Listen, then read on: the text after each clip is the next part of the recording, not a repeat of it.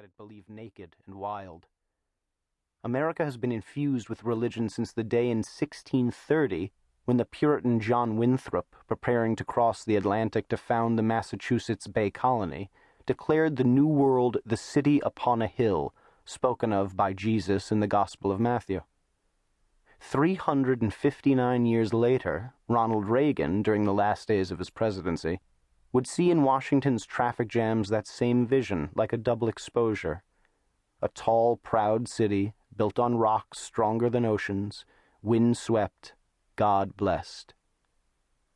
In his farewell address, he'd call it a shining city upon a hill.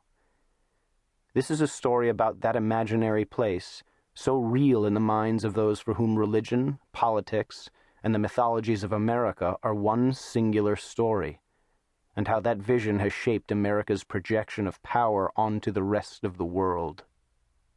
My brothers were members of a very peculiar group of believers, not representative of the majority of Christians, but of an avant-garde of the social movement I call American fundamentalism, a movement that recasts theology in the language of empire. Avant-garde is a term usually reserved for innovators, artists who live strange and dangerous lives and translate their strange and dangerous thoughts into pictures or poetry or fantastical buildings. The term has a political ancestry as well. Lenin used it to describe the elite cadres he believed could spark a revolution. It is in this sense that the men to whom my brothers apprenticed themselves, a 70-year-old self-described invisible network of followers of Christ in government, business, and the military, use the term avant-garde. They call themselves the family, or the fellowship, and they consider themselves a core of men responsible for changing the world. Hitler, Lenin, and many others understood the power of a small core of people, instructs a document given to an inner circle explaining the scope, if not the ideological particulars, of the ambition members of this avant-garde are to cultivate. Or, as a former Ivanwald brother who'd used his Ivanwald connections to find a foothold in the insurance industry told my brothers and me during a seminar on biblical capitalism, "Look at it like this. Take a bunch of sticks. Light each one of them on fire.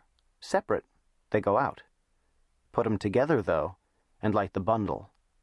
Now you're ready to burn." Hitler, to the family, is no more real than Attila the Hun as drafted by business gurus who promise unstoppable leadership techniques drawn from history's killers. Or, for that matter, Christ himself, as rendered in a business bestseller called Jesus, CEO. The family's avant-garde is not composed of neo-Nazis or crypto-Nazis or fascists by any traditional definition. They are fundamentalists. And in this still secular age, fundamentalism is a religion of both affluence and revolution.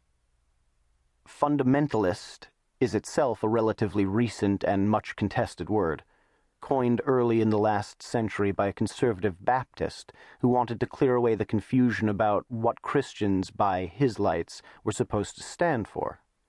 What they stood for, in fact, was confusing. One of the biggest surprises to be found in The Fundamentals, a series of dense pamphlets published between 1910 and 1915, is the argument that evolution is reconcilable with a literal reading of Scripture. Much has changed since then. Such is the evolution of American fundamentalism.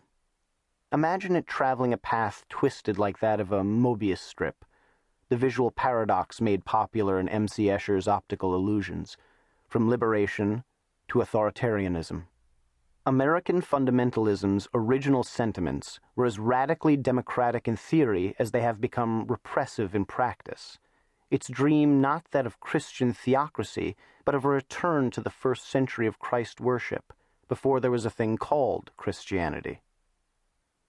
The age of miracles, when church was no more than a word for the great fellowship, the profound friendship of believers. When Christ's testament really was new, revelation was unburdened by history, and believers were martyrs or martyrs to be, pure and beautiful.